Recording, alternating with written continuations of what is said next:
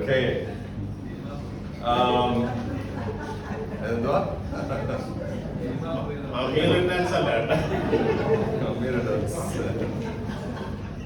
Okay, good to see all of you. I'm happy to see all the smiling, happy faces.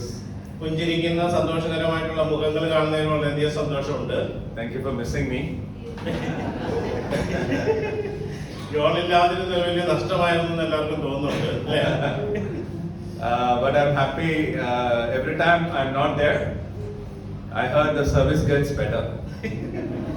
John പറയുന്നത് എന്താണെന്ന് ചോദിച്ചു കഴിഞ്ഞാൽ എപ്പോഴൊക്കെ John ഇവിടെ ഇല്ലാതെ വരുന്നു അന്നേരമൊക്കെ സർവീസ് വളരെ മികച്ചതായിട്ട് പോകുന്നുണ്ട് എന്നാണ് കേൾക്കുന്നത്. So very excited today. We don't have YouTube directly. We will be uploading the video later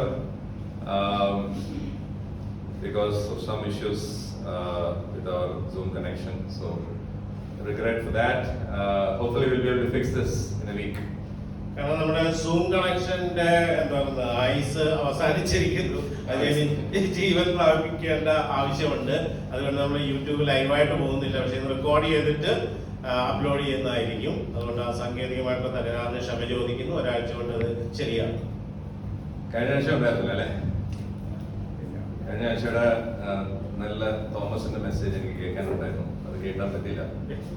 ഒരു ദിവസം വീട്ടിൽ വിളിച്ച് കേൾക്കണം. Anyway, we're still in first love. നമ്മൾ ഇപ്പോഴും ആദ്യ സ്നേഹത്തിൽ തന്നെയാണ്. Okay. It's important for us to get it, and I believe it's powerful when we keep talking about it. കാരണം ഇത് വളരെ ശക്തമായ ഒരു കാര്യമാണ്. ആദ്യ സ്നേഹത്തെ കുറിച്ച് നമ്മൾ പലാവർത്തി സംസാരിക്കുമ്പോൾ അതിലേക്ക് മടങ്ങി വരുന്നതിനെ കുറിച്ച് ചിന്തിക്കുന്നത്.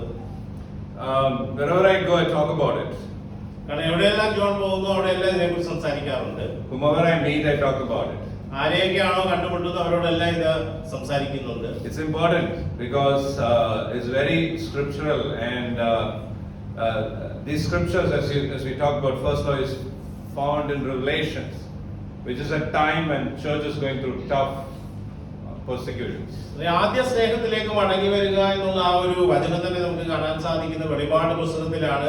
വെളിപാട് പുസ്തകത്തിലേക്ക് നമുക്ക് നോക്കുമ്പോൾ കാണാൻ സാധിക്കുന്ന സഭകള് അതിൻ്റെതായിട്ടുള്ള പ്രശ്നങ്ങളിലൂടെ പ്രതിസന്ധികളിലൂടെ കടന്നു പോകുന്ന ഒരു സാഹചര്യത്തിൽ എഴുതിയിരിക്കുന്നതാണ്. And it talks about repent and do the things you did at first. അവിടെ പറയുന്നത് എന്താണെന്ന് ചോദിച്ചു കഴിഞ്ഞാൽ മാനസാന്തരപ്പെട്ട് നമ്മൾ ആദ്യം ചെയ്ത കാര്യങ്ങൾ വീണ്ടും ചെയ്യുക. How do we repent? നമ്മൾ എങ്ങനെയാണ് മാനസാന്തരപ്പെടുക? Change of mind, it says, but how does our mind change? How do we repent? How does repentance come? മാനസാന്തരം എന്ന് പറഞ്ഞാൽ നമുക്കറിയാം മനസ്സിന്റെ അന്തരമാണ്, അല്ലെ? മനസ്സിന്റെ മാറ്റമാണ്. പക്ഷെ അത് എങ്ങനെയാണ് പ്രാവർത്തികമായി തീരുന്നത്? How? Anybody knows? എങ്ങനെയാണ് മാനസാന്തരപ്പെടുന്നത്? From within, okay? By God's word, powerful. Change your thoughts. Desiring not to do again. Okay, desiring not to do again. Then I read a scripture saying God brings about repentance.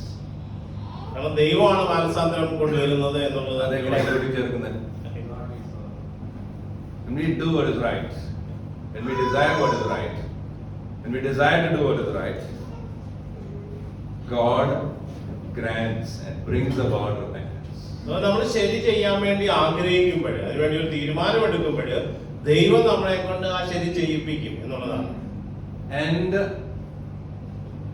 with that mind, God is calling us do the things we did at first. ആ ഒരു മനോഭാവത്തോടു കൂടിയാണ് ദൈവം പറയുന്നത് നമ്മൾ ആദ്യം ചെയ്ത കാര്യം വീണ്ടും ചെയ്യുക. And we are in a part where we're talking about true worship. യഥാർത്ഥ ആരാധനയെ കുറിച്ചാണ് നമ്മൾ കുറച്ച് ആഴ്ചകളായിട്ട് സംസാരിച്ചുകൊണ്ടിരിക്കുന്നത്. And we continue. We know that worship is from God.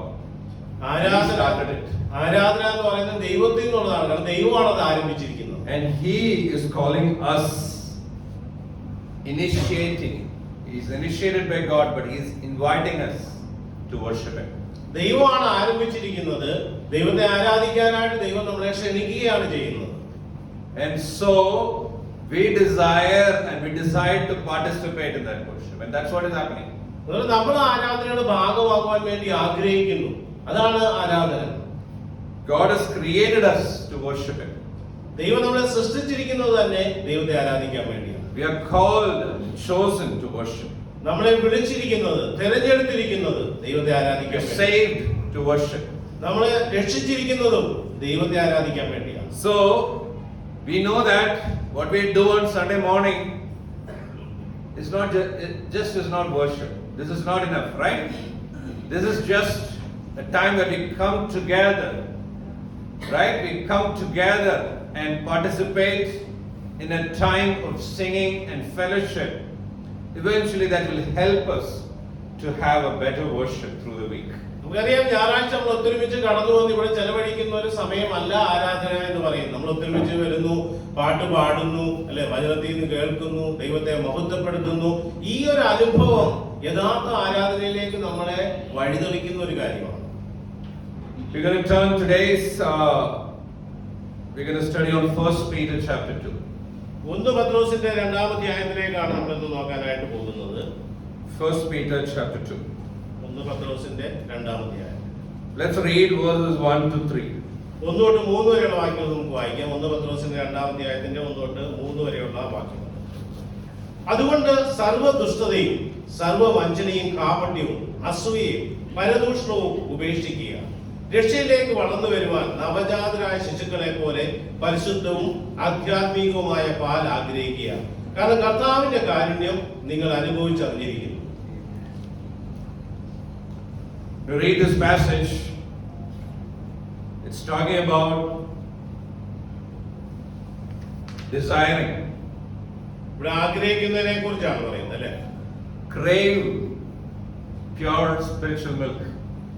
ആധ്യാത്മികമായിട്ടുള്ള പാൽ ആഗ്രഹിക്കാനാണ്, വാഞ്ചിക്കുവാൻ വേണ്ടിയാണ് പറയുന്നത്. Rid yourself of all malice, all deceit, hypocrisy, envy, and slander of every kind. ഇവിടെ പറഞ്ഞത് അതുകൊണ്ട് സർവ്വ ദുഷ്ടതയും വഞ്ചനയും കാപട്യവും അസൂയയും പരദൂഷണവും ഉപേക്ഷിക്കുക. Those things stop us from truly being right before God and worship Him. കാരണം ഈ പറയുന്ന കാര്യങ്ങൾ ദൈവത്തിന്റെ സന്നിധിയിലായിരിക്കാനും ദൈവത്തെ ആരാധിക്കാനും നമുക്ക് തടസ്സമായിട്ട് നിൽക്കുന്ന കാര്യമാണ്.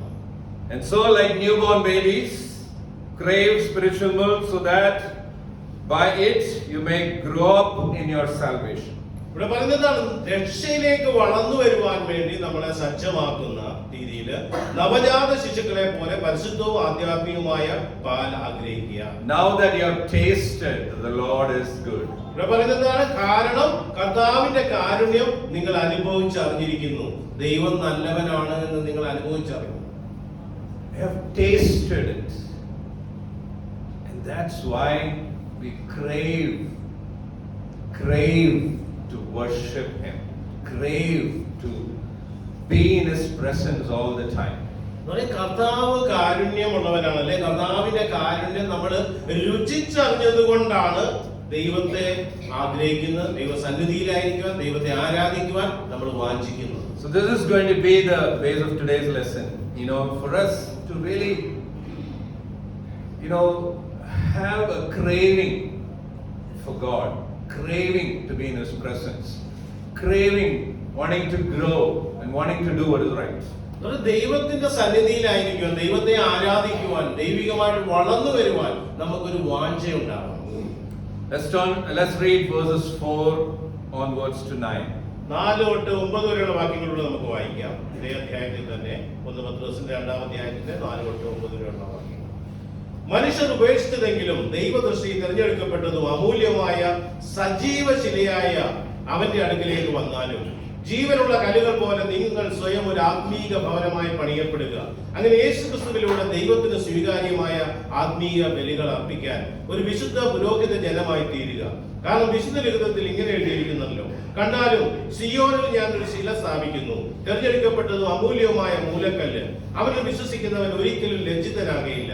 വിശ്വസിക്കുന്ന നിങ്ങൾക്ക് അവൻ വിലയേറിയവനാണ്. വിശ്വസിക്കാത്തവർക്കോ ശില്പികൾ തള്ളിക്കളഞ്ഞ കല്ല് മൂലക്കല്ലായി തീർന്നു.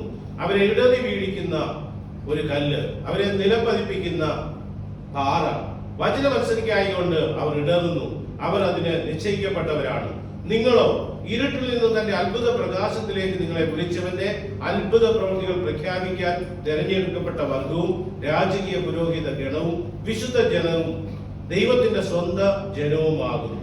മുമ്പ് നിങ്ങൾ ജനമായിരുന്നില്ല, ഇപ്പോൾ നിങ്ങൾ ദൈവജനമായി തീർന്നിരിക്കുന്നു.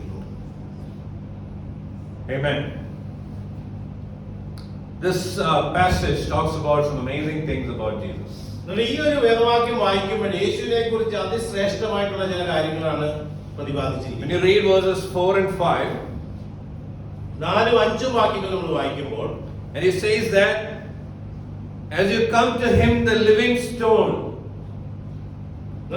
ജീവനുള്ള ശിലയായ അവനിലേക്ക് നമ്മൾ കടന്നു വരുമ്പോൾ rejected by humans, മനുഷ്യരാൽ ഉപേക്ഷിക്കപ്പെട്ടത്, but chosen by God and precious to him. ദൈവദൃഷ്ടിയിൽ തിരഞ്ഞെടുക്കപ്പെട്ടതും അമൂല്യവുമാണ്. And when you read verse 6, again it talks about precious. Again verse 7, this stone is precious. 6ാമത്തെ വാക്യം വായിക്കുമ്പോൾ 7ാമത്തെ വാക്യം വായിക്കുമ്പോൾ അവിടെ എല്ലാം പറയുന്നത് അമൂല്യമായ മൂലക്കല്ല്, ഈ ശില ഏറ്റവും വിലയേറിയതാണ്. Now, this is so important for us. Those who rejected, but he was rejected by people, but God chose him. മനുഷ്യരാൽ ഉപേക്ഷിക്കപ്പെട്ടവൻ, പക്ഷെ ദൈവം അവനെ തെരഞ്ഞെടുത്തു. You know, today that is what is happening around the world, right? Some of the people cannot agree with Jesus. കാരണം ഇത് ലോകത്തിൽ നടക്കുന്നത് അത് തന്നെയാണ് അല്ലെ. കുറച്ച് ആൾക്കാർക്ക് യേശുവിൽ വിശ്വസിക്കാൻ സാധ്യമല്ല. They reject him.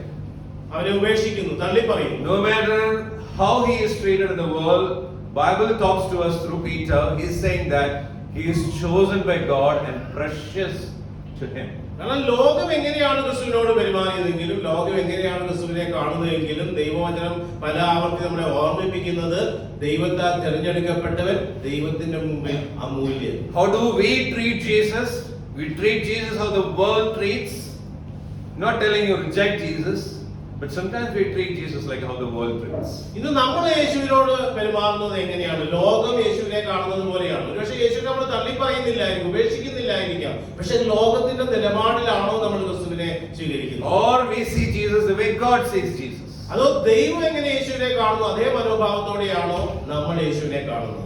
You also, in verse 5 says, you also like living stones are being built into a spiritual house to be a holy priesthood, offering spiritual sacrifices acceptable to God through Jesus Christ. This talks about worship. ആരാധനയെ കുറിച്ചാണ് 5ാം വാക്യത്തിൽ പറയുന്നത്. ജീവനുള്ള കല്ലുകൾ പോലെ നിങ്ങൾ സ്വയം ഒരു ആത്മീക ഭവനമായി പണിയപ്പെടുക. അങ്ങനെ യേശു ക്രിസ്തുവിലൂടെ ദൈവത്തിന് സ്വീകാര്യമായ ആത്മീക ബലികൾ അർപ്പിക്കാൻ ഒരു വിശുദ്ധ പുരോഹിത ജനമായി തീരുക. Why are we built together with Jesus? So that we be the priest and offer sacrifices. കാരണം യേശുവിനോടൊപ്പം ചേർത്ത് പണിയപ്പെട്ടവരാണ് നമ്മള്. കാരണം അവിടെ നമ്മള് ദൈവികമായിട്ടുള്ള ബലി അർപ്പിക്കുകയാണ്, ആരാധനയാണ്, നമ്മൾ പുരോഹിതരായി തീർന്നിരിക്കുകയാണ്. You know, for why we are in Christ, why we are chosen by God, why we are brought to Christ is only to be the holy priesthood, offering spiritual sacrifices. കാരണം യേശുവിനോടൊപ്പം നമ്മളെ ചേർക്കപ്പെട്ടിരിക്കുന്നത്, ദൈവം തെരഞ്ഞെടുത്തിരിക്കുന്നത്, ദൈവം യേശുവിനോടൊപ്പം കൂട്ടിച്ചേർത്തിരിക്കുന്നത് ഒരു ദൈവിക പുരോഹിത വർഗമായി തീരുവാൻ വേണ്ടിയാണ്. How that is possible? Only when we are able to see Jesus the way God sees him. അത് എപ്പോഴാണ് സാധ്യമായി തീരുന്നതെന്ന് ചോദിച്ചു കഴിഞ്ഞാൽ, ദൈവം എങ്ങനെയാണ് യേശുവിനെ കാണുന്നത് അതേപോലെ നമുക്ക് കാണാൻ സാധിക്കും. Verse 6 also says that. 6ാമത്തെ വാക്യത്തിലും അത് തന്നെയാണ് പറയുന്നത്. It says, for in see I lay a stone in Zion, a chosen precious cornerstone. The one who trusts in him will never be put to shame. 6ാമത്തെ വാക്യത്തിൽ കണ്ടാലോ, സിയോനിൽ ഞാൻ ഒരു ശില സ്ഥാപിക്കുന്നു, തെരഞ്ഞെടുക്കപ്പെട്ടതും അമൂല്യമായ മൂലക്കല്ല്, അവനിൽ വിശ്വസിക്കുന്നവൻ ഒരിക്കലും ലജ്ജിതനാകുകയില്ല. Verse 7 says, to you who believe, this stone is precious. 7ാമത്തെ വാക്യത്തിൽ പറയുന്നത് എന്താണ്? വിശ്വസിക്കുന്ന നിങ്ങൾക്ക് അവൻ വിലയേറിയവനാണ്. Is it? Is he precious? Is he so precious that we crave like newborn babies to him? നമ്മൾ അത്രമാത്രം വിലയേറിയവനായിട്ടാണോ ക്രിസ്തുവിനെ കാണുന്നത്? അത്രമാത്രം ഒരു അഭിനിവേശം നമുക്കുണ്ടോ ക്രിസ്തുവിനോടൊപ്പം ചേർക്കപ്പെടുവാൻ? that we crave, we want to be with Him. We crave spiritual milk. ആത്മീക പാൽ ആഗ്രഹിക്കുന്ന ഒരു ശിശുവിനെ പോലെ ക്രിസ്തുവിനോട് ചേർന്ന് നിൽക്കണം. അവൻ അമൂല്യനാണ്, ശ്രേഷ്ഠനാണ്. ആ ഒരു മനോഭാവം നമുക്കുണ്ടോ? The stone the builders rejected has become the cornerstone. നമുക്കറിയാം, പണിയുന്നവർ തള്ളിക്കളഞ്ഞ കല്ല് മൂലക്കല്ലായി തീർന്നു. The cornerstone, if you know, is the foundation stone. One of the keystones of those days, in the ancient days when they built the building, the keystone from where all measurements come is the cornerstone. പുരാതന നമ്മള് ബിൽഡിങ്ങിലേക്ക് നോക്കി കഴിഞ്ഞു കഴിഞ്ഞാല് ആ മൂലക്കല്ലിൽ നിന്നാണ് എല്ലാം തുടങ്ങുന്നത്. അവിടെ നിന്നാണ് അളവെടുക്കുന്നത്. ഒരു ബിൽഡിങ്ങിന്റെ നീളവും വീതിയും ഉയരവും എല്ലാം തുടങ്ങുന്നത് ആ മൂലക്കല്ലിൽ നിന്ന്. അതാണ് അടിസ്ഥാന ശില. The stone that builder rejected has become the cornerstone. എന്താണ്? ശില്പികൾ തള്ളിക്കളഞ്ഞ കല്ല്, അല്ലെങ്കിൽ പണിക്കാർ തള്ളിക്കളഞ്ഞ കല്ലാണ് മൂലക്കല്ലായി തീർന്നത്. And in the scriptures it says a stone that causes people to stumble and the rock that makes people to fall. ഇവിടെ പറയുന്നതാണ്, അവരെ ഇടറി വീഴിക്കുന്ന ഒരു കല്ല്, അവരെ നിലപ്പതിപ്പിക്കുന്ന പാറ. They stumble because they disobey. അവരെന്തുകൊണ്ടാണ് വീഴുന്നത്? വചനം അനുസരിക്കായികൊണ്ട്.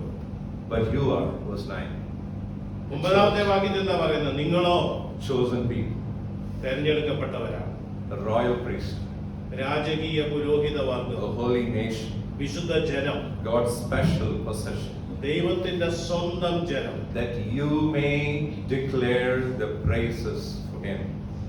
എന്തിനാണ്? നിങ്ങളെ വിളിച്ചവന്റെ അത്ഭുത പ്രവൃത്തികൾ പ്രഖ്യാപിക്കാൻ. That's our role,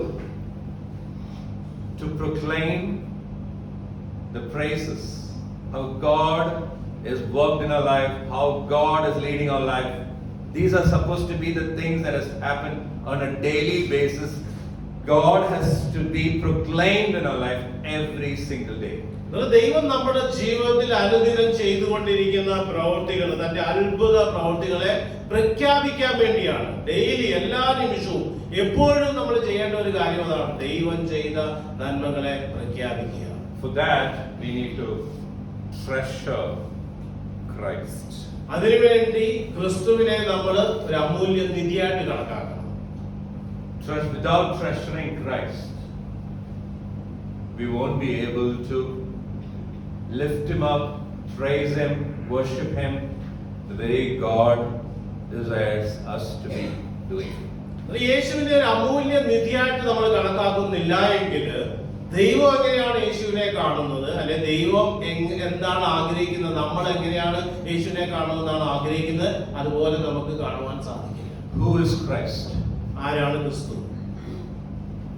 Colossians 1 says, verse 15 to 19, the Son, Christ, is the image of the invisible God. We'll turn in our Bible, I'm not putting it there. The Son is the image of the invisible God, the firstborn over all creation. For in Him all things were created, things in heaven and things on earth, visible and invisible, whether thrones or powers or rulers or authorities. All things are being created through Him and for Him. He is before all things, and in Him all things hold together. And He is the head of the body, the church. He is the beginning and the firstborn from among the dead, so that in everything He might have the supremacy. കൊളോസ്യർ 1:15 വാക്യത്തിൽ പറയുന്നത്, അവൻ അദൃശ്യനായ ദൈവത്തിന്റെ പ്രതിരൂപമാണ്, സർവ്വ സൃഷ്ടികളിലും ആദ്യജാതൻ. അവനിലാണ് സ്വർഗ്ഗത്തിലും ഭൂമിയിലുമുള്ള ദൃശ്യവും അദൃശ്യവുമായ സകലതും സൃഷ്ടിക്കപ്പെട്ടത്. സിംഹാസനങ്ങളും ആധിപത്യങ്ങളും പ്രഭുത്വങ്ങളും അധികാരങ്ങളും അവനിലൂടെ അവന് വേണ്ടി സൃഷ്ടിക്കപ്പെട്ടിരിക്കുന്നു. എല്ലാറ്റിനും മുമ്പ് ഉള്ളവനാണ് അവൻ, എല്ലാം അവനിൽ സംയോജിപ്പിച്ചിരിക്കുന്നു. സഭയാകുന്ന ശരീരത്തിന്റെ ശിരസ്സാണ് അവൻ. എല്ലാറ്റിലും അവൻ ഒന്നാമനായിരിക്കാൻ അവനാണ് ആരംഭവും മരിച്ചവരിൽ നിന്നുള്ള ആദ്യജാതനും. അവനിൽ തന്റെ പൂർണ്ണത കുടികൊള്ളാൻ ദൈവം തിരുമനസ്സായി. ഭൂമിയിലും സ്വർഗത്തിലുമുള്ള എല്ലാം അവനിലൂടെ ദൈവത്തോട് രമ്യപ്പെട്ടു. Verse 18. And verse 19 says, for God was pleased to have all His fullness dwell in Him. ഇവിടെ പറയുന്നത് എന്താണ്? അവനിൽ തന്റെ പൂർണ്ണത കുടികൊള്ളാൻ ദൈവം തിരുമനസ്സായി. Wow. God was pleased to have all His fullness dwell in Christ. ദൈവം അത്രമാത്രം സംപ്രീതനായെന്നാണ് പറയുന്നത്, തന്റെ പരിപൂർണത ക്രിസ്തുവിൽ ആക്കി വെക്കുവാൻ. This is what God has done to Christ. What about us? ഇതാണ് ദൈവം ക്രിസ്തുവിനോട് ചെയ്തത്. നമ്മുടെ കാര്യം എങ്ങനെയാണ്? He is worthy of us to be treasured in our hearts. കാരണം നമ്മുടെ ഓരോരുത്തരുടെ ഹൃദയത്തിലെ അമൂല്യമായ ഒരു നിധിയായിട്ട് സൂക്ഷിക്കപ്പെടുവാൻ യോഗ്യനാണ് അവൻ. In this passage in Colossians it says, all things were created, things in heaven and on earth, visible, invisible, whether thrones or powers or rulers or other authorities, all things have been created through him and for him. ഇവിടെ പറയുന്നത് എന്താണ്? ഈ ലോകത്ത് കാണുന്നതും കാണപ്പെടാത്തതുമായിട്ടുള്ള എല്ലാ കാര്യങ്ങളും അവന് വേണ്ടി അവനിലൂടെ ആണ് സൃഷ്ടിക്കപ്പെട്ടിരിക്കുന്നത്. How much of us inside us, which we have in control, is made for Jesus, in Jesus, and in him alone. നമ്മുടേതായിട്ടുള്ള ഒരു സ്ഥിതിവിശേഷം അത് നമുക്ക് പോലും നിയന്ത്രിക്കാൻ പറ്റാത്തതാണ്. അത് യേശുവിന് വേണ്ടി, യേശുവിൽ ആയിരിക്കുവാൻ വേണ്ടി സൃഷ്ടിക്കപ്പെട്ടിരിക്കുന്നു. How much of you is made in Jesus? നമ്മളെന്ന് പറയുന്ന ഭാഗം എത്രമാത്രം യേശുവിന് വേണ്ടി ആക്കിയിരിക്കുന്നു. How much of you is made for Jesus? നമ്മളുടെ എത്ര ഭാഗമാണ് യേശുവിന് വേണ്ടി സൃഷ്ടിക്കപ്പെട്ടിരിക്കുന്നത്? The word treasure means one and only. നിധി എന്ന് പറഞ്ഞാൽ എന്താണ്? ഒരേ ഒരു കാര്യം. I have one and only. I have no back doors. I have nothing else. I have no one else. That is when you treasure. നമ്മൾ മനസ്സിലാക്കണം, എനിക്ക് വേറെ ഒന്നുമില്ല, പകരമായിട്ടൊന്നുമില്ല, ഇതിന് പകരമൊന്നുമില്ല, ഇതിന് മാറ്റി നിർത്തിയിട്ട് വേറൊന്നുമില്ല. ഈ ഒരേ ഒരു കാര്യം യേശു മാത്രമേ ഉള്ളൂ, വേറെ ഒന്നുമില്ല. How much of us now is made in Jesus? നമ്മളിൽ എത്ര ഭാഗം യേശുവിന് വേണ്ടി സൃഷ്ടിക്കപ്പെട്ടിരിക്കുന്നു? What about our visible and invisible lives? നമ്മുടെ ദൃശ്യവും അദൃശ്യവുമായിട്ടുള്ള ജീവിതം. What about the authority that we hand over? How much of authority have you handed over to Jesus? നമ്മൾ ഇന്ന് നമ്മുടെ ജീവിതത്തിന്റെ എത്രമാത്രം അധികാരമാണ് യേശുവിന് വിട്ടുകൊടുത്തിരിക്കുന്നത്? God has given all authority in heaven and on earth and under the earth in the hands of Jesus. How much of authority that we have handed over from our lives to Jesus? ഭൂമിയിലും സ്വർഗത്തിലുമുള്ള സകല അധികാരങ്ങളുമാണ് ദൈവം യേശുവിന് കൈമാറ്റം ചെയ്തു കൊടുത്തത്. ഇന്ന് നമ്മൾ നമ്മുടെ ജീവിതത്തിന്റെ എത്ര ഭാഗം, എത്രമാത്രം അധികാരമാണ് യേശുവിന് കൈമാറ്റം ചെയ്തിരിക്കുന്നത്? All the places in our life, who holds the authority? ഇന്ന് നമ്മുടെ ജീവിതത്തിന്റെ എല്ലാ മേഖലകളും അതിന്റെ അധികാരം ആർക്കാണ്? Our married life, നമ്മുടെ വിവാഹ ജീവിതം, our life, നമ്മുടെ ജീവിതം, our married life, our parenting life, മാതാപിതാക്കൾ എന്ന രീതിയിലുള്ള ഒരു ജീവിതമായിരിക്കാം. the life in our workplace, നമ്മുടെ ജോലി സ്ഥലത്തായിരിക്കുമ്പോൾ നമ്മുടെ ജീവിതം, college life. നമ്മുടെ ക്യാമ്പസിലാണെങ്കിൽ നമ്മുടെ ജീവിതം. Who is holding the authority? അതിന്റെ എല്ലാ അധികാരം ആർക്കാണ്? Who holds authority? Our peers or our Christ? നമ്മുടെ സഹപാഠികളോ സഹപ്രവർത്തകരോ ആണോ, അതോ ക്രിസ്തുവാണോ നമ്മുടെ ജീവിതത്തിന്റെ അധികാരി? Our dating life, if you are dating. നമ്മളെ ഡേറ്റ് ചെയ്തുകൊണ്ടിരിക്കുന്നവരാണെങ്കിൽ ആ ഒരു ജീവിതം Who holds authority? ആർക്കാണ് അധികാരം കൊടുത്തിരിക്കുന്നത്? Our financial life.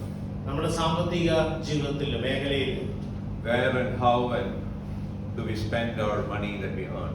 നമ്മള് നേടിക്കൊണ്ടിരിക്കുന്ന അല്ലെ നമ്മുടെ സമ്പാദ്യം അല്ലെ നമ്മുടെ വരുമാനം അത് എവിടെ എങ്ങനെയാണ് നിക്ഷേപിക്കുന്നത്, എന്തിനു വേണ്ടിയാണ് ചെലവഴിക്കുന്നത്, അതിന്റെ അധികാരം ആർക്കാണ് കൊടുത്തിരിക്കുന്നത്? Your private life, invisible life, you alone know that life.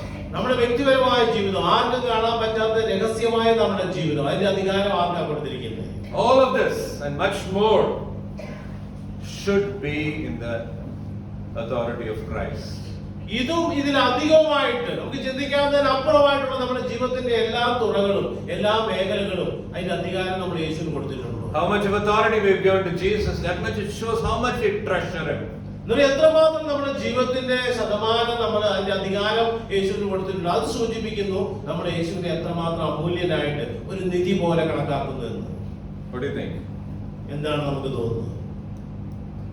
Are we seeing these things unrelatable? ഈ കാര്യങ്ങൾ കേൾക്കുമ്പോൾ നമുക്ക് ഇതിനോട് താതാത്മ്യം പ്രാപിക്കാൻ സാധിക്കുന്നില്ല എന്ന് തോന്നുന്നു. Please study the Bible. അങ്ങനെയെങ്കിൽ ദൈവവചനം ഒന്ന് പഠിക്കുക. The Bible is such an amazing book. കാരണം വളരെ ശ്രേഷ്ഠമായിട്ടുള്ള ഒരു പുസ്തകമാണ്. The book of God's wisdom. ദൈവത്തിന്റെ ജ്ഞാനത്തിന്റെ പുസ്തകം. The book that is completely led by the Holy Spirit. ദൈവത്തിന്റെ ആത്മാവിനാൽ നയിക്കപ്പെട്ടവരാൽ എഴുതപ്പെട്ടിരിക്കുന്ന ഒരു പുസ്തകം. And you sit and study, you need help because it's Bible. കാരണം ഇത് ദൈവവചനമായിരിക്കുന്നത് കൊണ്ട് തന്നെ അതിന് സഹായം ആവശ്യമാണ്. നമ്മുടെ ബുദ്ധി കൊണ്ട് മനസ്സിലാക്കാൻ പറ്റില്ല, ദൈവം ഇടപെടണം. So do initiate to study the Bible. I know we studied the Bible when we came to church, but we also need to initiate to study the Bible every single time. We need that. നമ്മൾ സഭയിലേക്ക് കടന്നു വന്ന സമയത്ത് Bible പഠിച്ചവരാണ് അല്ലെ, അതുകൊണ്ട് തീർന്നില്ല. ഓരോ ദിവസവും കൂടുതൽ ദൈവവചനത്തിന്റെ ആഴങ്ങളിലേക്ക് ഇറങ്ങി ചെല്ലുവാനായിട്ട് നമുക്കൊരു താല്പര്യം ഉണ്ടാവണം. You can sit with anyone. ആരോടൊപ്പം ഇരുന്ന് If വേണമെങ്കിലും you're at home, you can sit with your children or with your spouse. നിങ്ങൾ ഭവനത്തിലായിരിക്കുമ്പോൾ നിങ്ങളുടെ കുട്ടികളോടൊപ്പം അല്ലെങ്കിൽ നിങ്ങളുടെ ജീവിത പങ്കാളിയോടൊപ്പം ഇരുന്ന് ദൈവവചനം പഠിക്കുക. Anybody, if you sit and study the Bible with, God will open up our hearts to wisdom.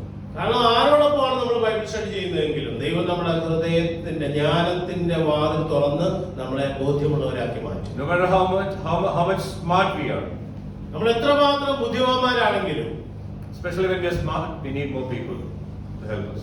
കാരണം നമ്മൾ കൂടുതൽ ബുദ്ധിമാന്മാരും കൂടുതൽ എന്താ പറയുന്നത് സ്മാർട്ടായിട്ടുള്ള ആൾക്കാരാണെങ്കിൽ കൂടുതൽ ആൾക്കാരുടെ സഹായം നമുക്ക് ആവശ്യമാണ്. Amen. We need to study the Bible. നമ്മൾ ദൈവവചനം പഠിക്കേണ്ടിയിരിക്കുന്നു. Because the Christ in the Bible is not the Christ we see in the world. കാരണം ബൈബിളിൽ കാണുന്ന ക്രിസ്തു ലോകത്തിൽ കാണുന്ന ക്രിസ്തു അല്ല. So we need to study the Bible. അതുകൊണ്ട് തന്നെ ബൈബിൾ പഠിച്ചാലേ യഥാർത്ഥ ക്രിസ്തുവിനെ മനസ്സിലാക്കാൻ പറ്റുള്ളൂ.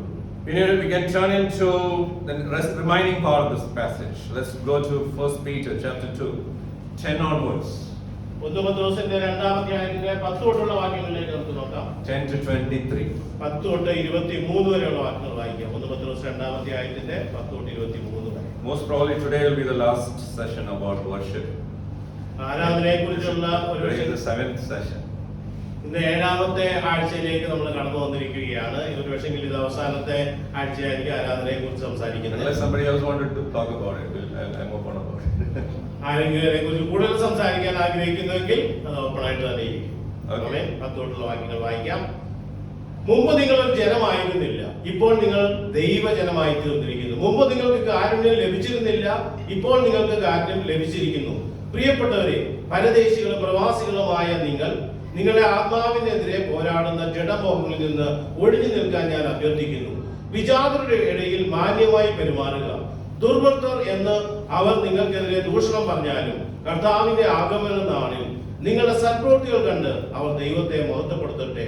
എല്ലാ മാനുഷിക അധികാര സ്ഥാപനങ്ങൾക്കും കർത്താവിനെ പ്രതി നിങ്ങൾ വിധേയരായിരിക്കണം. പരമാധികാരിയായ ചക്രവർത്തിക്കും കുറ്റക്കാരെ ശിക്ഷിക്കുകയും നല്ലത് ചെയ്യുന്നവരെ പ്രശംസിക്കുകയും ചെയ്യുന്ന അയാൾ നിയോഗിക്കപ്പെട്ടിരിക്കുന്ന ദേശാധികാരികൾക്കും കീഴ്വഴങ്ങുക. നന്മ ചെയ്ത് നിങ്ങൾ വിഡ്ഢികളുടെ അജ്ഞത ദൂരീകരിക്കണം എന്നാണ് ദൈവഹിതം. സ്വതന്ത്രരായി ജീവിക്കുക, എന്നാൽ സ്വാതന്ത്ര്യം ഒരിക്കലും അധർമ്മത്തിന് മൂടുപടമാക്കരുത്. ദൈവത്തിന്റെ ദാസനെ പോലെ വ്യാപരിക്കണം. എല്ലാ മനുഷ്യരെയും ആദരിക്കുക. സഹോദര സമൂഹത്തെ സ്നേഹിക്കുക. ദൈവത്തെ ഭയപ്പെടുക. ചക്രവർത്തിയെ ബഹുമാനിക്കുക. ദാസരെ യജമാനർക്കും ദയാശീലർക്കും സൗമ്യർക്കും മാത്രമല്ല കഠിനചിത്തർക്ക് പോലും തികഞ്ഞ ആദരവോടെ കീഴ്പ്പെട്ടിരിക്കുക. കാരണം അന്യായമായി പീഡ സഹിക്കേണ്ടി വരുന്നവൻ ദൈവചിന്തയോടെയാണ് അത് സഹിക്കുന്നതെങ്കിൽ അയാൾ സ്വീകാര്യനാകും. തെറ്റ് ചെയ്തിട്ട് അതിന്റെ പേരിൽ പ്രഹരം ഏൽക്കുമ്പോൾ ക്ഷമയോടെ സഹിക്കുന്നതിൽ എന്തു മഹത്വമുണ്ട്. എന്നാൽ നന്മ ചെയ്തിട്ട് അതിന്റെ പേരിൽ പീഡ സഹിക്കേണ്ടി വരുമ്പോൾ ക്ഷമാപൂർവ്വം സഹിക്കുന്നുവെങ്കിൽ ദൈവത്തിന്റെ അംഗീകാരം ലഭിക്കും. ഇതിനായിട്ടാണ് നിങ്ങൾ വിളിക്കപ്പെട്ടിരിക്കുന്നത്. കാരണം ക്രിസ്തു നിങ്ങൾക്ക് വേണ്ടി സഹിക്കുകയും നിങ്ങൾ അവന്റെ കാലടികളെ പിന്തുടരുവാൻ നിങ്ങൾക്കൊരു മാതൃക നൽകുകയും ചെയ്തിരിക്കുന്നു. അവൻ ഒരു പാവവും ചെയ്തിട്ടില്ല. അവന്റെ അധരങ്ങളിൽ ഒരു വഞ്ചനയും കാണപ്പെട്ടതുമില്ല. പരിഹസിക്കപ്പെട്ടപ്പോൾ അവൻ തിരിച്ചു പരിഹസിച്ചില്ല. പീഡിപ്പിക്കപ്പെട്ടപ്പോൾ ആരെയും അവൻ ഭീഷണിപ്പെടുത്തിയില്ല. മറിച്ച് ന്യായമായി വിധിക്കുന്നവരിൽ അവൻ വിശ്വാസം അർപ്പിച്ചു. Once we were not a people, verse 10:6, but now we are people of God. ഇവിടെ 10-ാമത്തെ വാക്യത്തിൽ എന്താണ്? മുമ്പ് നിങ്ങൾ ജനമേ ആയിരുന്നില്ല, ഇപ്പോൾ നിങ്ങൾ ദൈവജനമായി തീർന്നിരിക്കുകയാണ്. Once you had not received mercy, കാരണം ഒരു കാലത്ത് നിങ്ങൾക്ക് കൃപ ലഭിച്ചിരുന്നില്ല, എന്നാൽ ഇപ്പോൾ നിങ്ങൾക്ക് കൃപ ലഭിച്ചിരിക്കുന്നു. now you have received mercy. So that's why saying verse 12, live such good lives among the pagans that though they accuse you of doing wrong, they may see your good deeds and glorify God. And on the day He visits us. 12ാമത്തെ വാക്യത്തിൽ പറഞ്ഞതാണ്, വിജാതിനിടയിൽ മാന്യമായി പെരുമാറും ദുർവൃത്തർ എന്ന് അവർ നിങ്ങൾക്കെതിരെ ദൂഷണം പറഞ്ഞാലും കർത്താവിന്റെ ആഗമന നാളിൽ നിങ്ങളുടെ സൽപ്രവൃത്തികൾ കണ്ട് അവർ ദൈവത്തെ മഹത്വപ്പെടുത്തട്ടെ. The whole passage, Peter here after this is talking about submit. ഇവിടെ നമുക്ക് ഇതിന് ശേഷം മുഴുവൻ പത്രോസ് സംസാരിക്കുന്നത് എന്താണ്? കീഴ്വഴങ്ങിയിരിക്കുന്നതിനെ കുറിച്ചാണ്. Submit yourself for the Lord's sake for every human authority. ഇവിടെ കർത്താവിനെ പ്രതി എല്ലാ മാനുഷിക അധികാര സ്ഥാപനങ്ങൾക്കും വിധേയരായിരിക്കുക. Whether it's an emperor, supreme authority, or to the governors. ഇവിടെ പറയുന്നത് എന്താണ്? ചക്രവർത്തി ആയിരിക്കാം, അതുപോലെ ദേശാധികാരി ആയിരിക്കാം, ആരുമായിരിക്കട്ടെ. Show proper respect to everyone. ഇവിടെ പറയുന്നത് എന്താണ്? ശരിയായിട്ടുള്ള ബഹുമാനം എല്ലാവർക്കും കൊടുക്കുക. Then in verse 18 says, those who are working in reverent fear of God, submit yourself to the masters. ഇവിടെ 18ാമത്തെ വാക്യത്തിൽ ജോലി ചെയ്യുന്നവരോട് പറയുന്നുണ്ട്, ദാസരെ യജമാനർക്ക് അവർ എങ്ങനത്തെ സ്വഭാവമുള്ളവരാണെങ്കിലും കർത്താവിനെ പ്രതി അവരെ ആദരവോടെ അവർ മുമ്പിൽ കീഴ്വഴങ്ങിയിരിക്കും. Not only those who are good and considerate, but those who are harsh. ഇവിടെ പറയുന്നതാണ്, നല്ലവരും ദയാശീലനും സൗമ്യനും മാത്രമല്ല, കഠിനചിത്തരായിട്ടുള്ള ആൾക്കാർക്ക് പോലും കർത്താവിനെ പ്രതി നമ്മൾ വിധേയരായിരിക്കുക. Submitting to authority is not wrong. അധികാരികൾക്ക് കീഴ്വഴങ്ങിയിരിക്കുക എന്ന് പറയുന്നത് തെറ്റല്ല. It's not bad.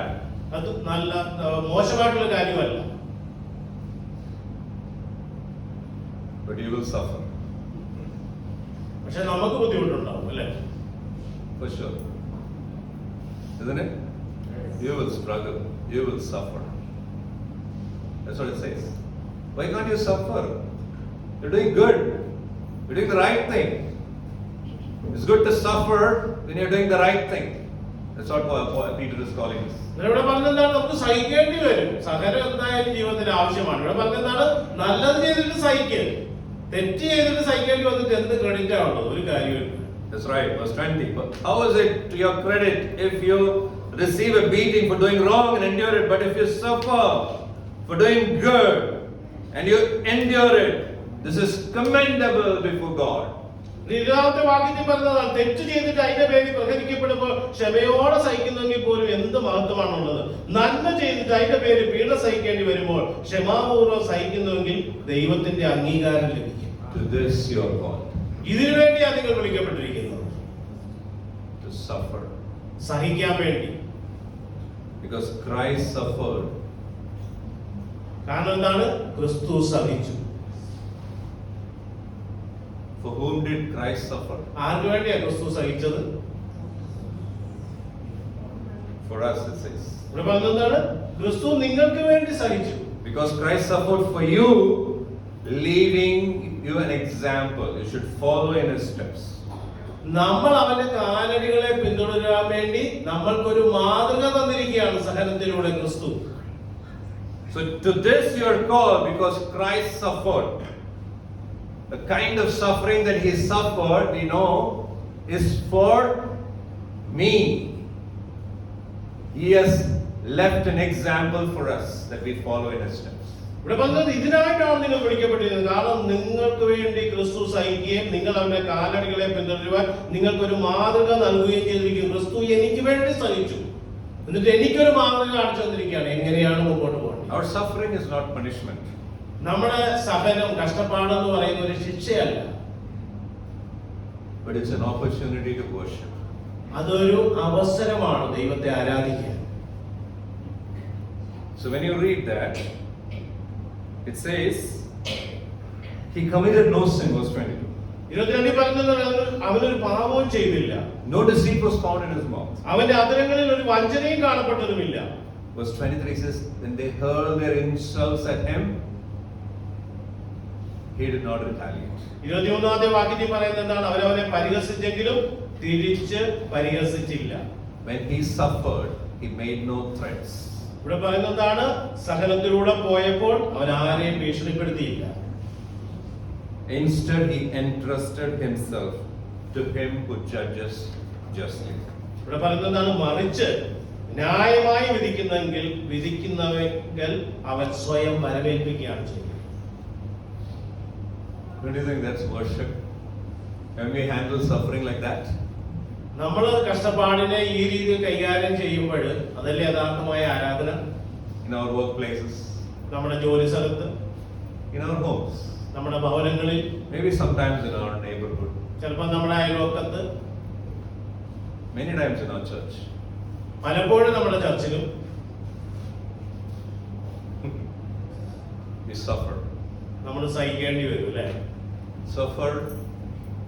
And how do you respond when somebody is causing suffering is worship. മറ്റുള്ള ആൾക്കാർ നമുക്ക് എന്താ പറയുന്ന വേദന ഉണ്ടാക്കുമ്പോൾ അതിനോട് നമ്മൾ എങ്ങനെ പ്രതികരിക്കുന്നു, അതാണ് ആരാധന. When we retaliate, we worship ourselves. നമ്മൾ തിരിച്ച് ഭീഷണിപ്പെടുത്തുകയാണെങ്കിൽ നമ്മൾ നമ്മളെ തന്നെ ആരാധിക്കുന്നു. When we don't retaliate, when we entrust to Him who judges justly, we worship God. മറിച്ച് ഭീഷണിപ്പെടുത്താതെ തിരിച്ചതിനോട് പ്രതികരിക്കാതെ നല്ല രീതിയിൽ അതിനെ ഉൾക്കൊണ്ടുകൊണ്ട് ദൈവത്തിന്റെ സന്നിധി ന്യായാധിപൻ, ശരിയായ ന്യായാധിപൻ ദൈവമാണ്, ദൈവം വിധിക്കട്ടെ എന്ന് പരമേൽപ്പിക്കുമ്പോൾ അതാണ് യഥാർത്ഥ ആരാധന. For us to have that worship, we need to enjoy that worship, enjoy that. Rejoice in suffering. Rejoice. Sometimes it doesn't relate to us. How in the world somebody can rejoice?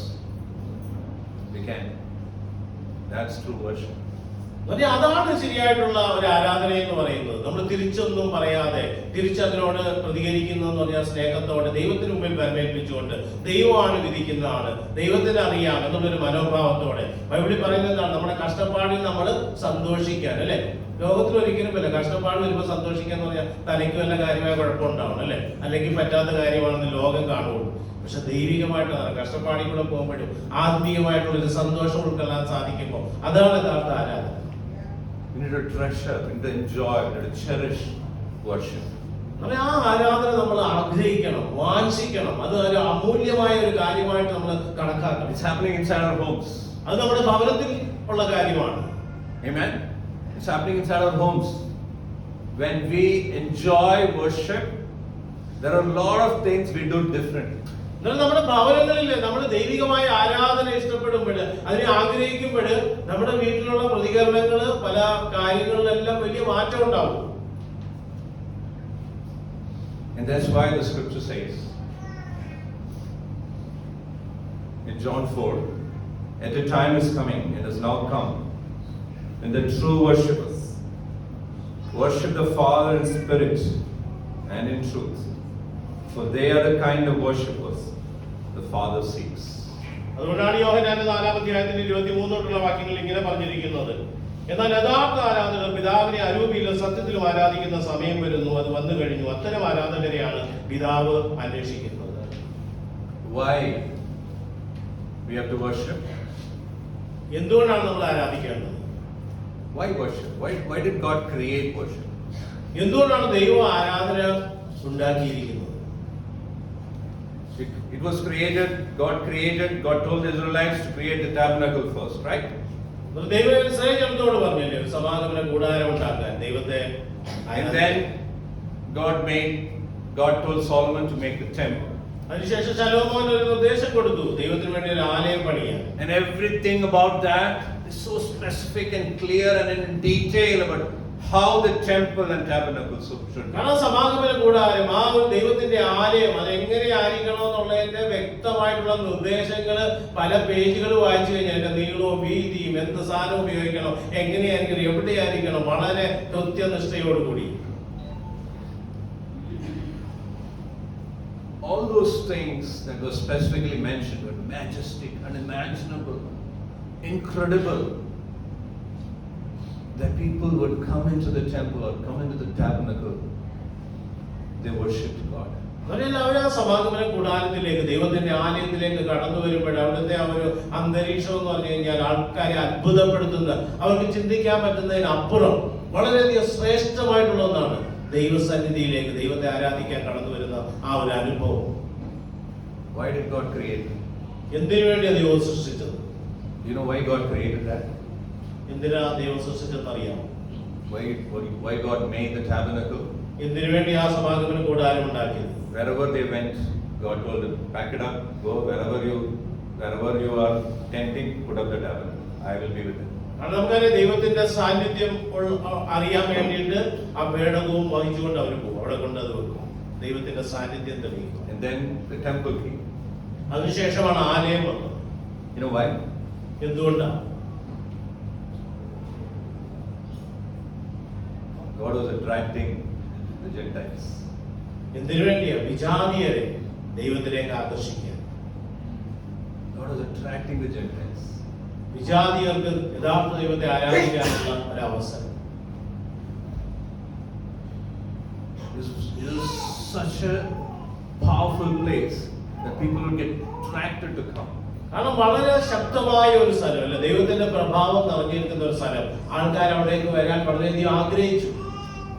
Gentiles would feel jealous about the kind of worship that happens there. എന്നാൽ വിജാതീയരെ സംബന്ധിച്ചിടത്തോളം അവിടെ ദൈവത്തെ ആരാധിക്കുന്ന ദൈവജനം വന്ന് ദൈവത്തെ ആരാധിക്കുന്ന കാണുമ്പോൾ അവർക്ക് വളരെ അസൂയാണ് ഉണ്ടായത്. ഞങ്ങൾക്ക് ഈ ഒരു അനുഭവം ഇല്ലല്ലോ എന്ന് ഓർത്തത്. So Gentiles would feel jealous and they want to be part of that life, that kind of a life that the Jews, the God's people lived. കാരണം ദൈവത്തിന്റെ ജനമായ യഹൂദന്മാർക്കുണ്ടായ ശ്രേഷ്ഠമായിട്ടുള്ള ആ ഒരു ആരാധനാ സമയം, ആ ഒരു ജീവിതം അത് കാക്ഷിക്കുന്നവരായി വിജാതീയരായിട്ടുള്ള ആൾക്കാർ. And they would walk into the temple. അങ്ങനെ അവർ ദേവാലയത്തിലേക്ക് നടന്നു വരാൻ തുടങ്ങി. And they would want to follow Judaism. അവർ അതിനുവേണ്ടി യഹൂദമതം സ്വീകരിക്കാൻ വരെ തയ്യാറായി. Our worship is not in the temple, നമ്മുടെ ആരാധന ആലയത്തിലല്ല, in our homes. നമ്മുടെ ഭവനങ്ങളിൽ. Our children should be attracted to that worship. നമ്മുടെ കുട്ടികൾ ആരാധനയിലേക്ക് ആകർഷിക്കപ്പെടണം. Isn't it? Am I talking about singing songs in your family devotion? നിങ്ങളുടെ വീട്ടിൽ നിങ്ങൾ പാട്ട് പാടുന്ന പാട്ടിന്റെ മനോഹാരിതയെ കുറിച്ചാണോ അത്? പിള്ളേരെല്ലാം പാട്ട് കേട്ടിട്ട് അവിടേക്ക് വന്നിരിക്കുന്ന ആരാധനയെ കുറിച്ചാണോ സംസാരിക്കുന്നത്? ആണോ? നമ്മൾ 7 ആഴ്ചയായിട്ടാണ് സംസാരിക്കുന്നത്. We know that it's not. I'm not talking about that. I'm talking about our life.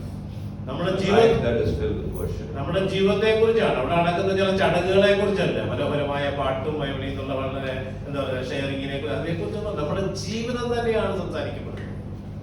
We sang the song, right? Here I am, send me. നമ്മൾ പാട്ട് പാടുകയുണ്ടായി, ഇതാ അടിയൻ അയച്ചാലും. Here I am, Lord.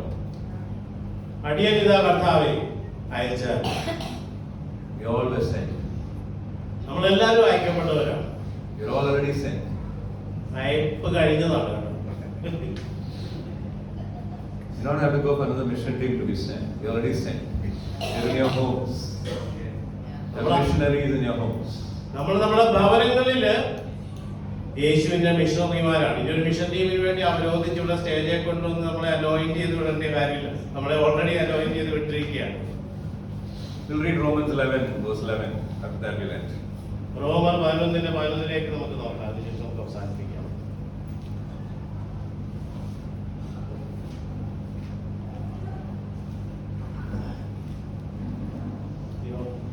റോമറുടെ 11:11.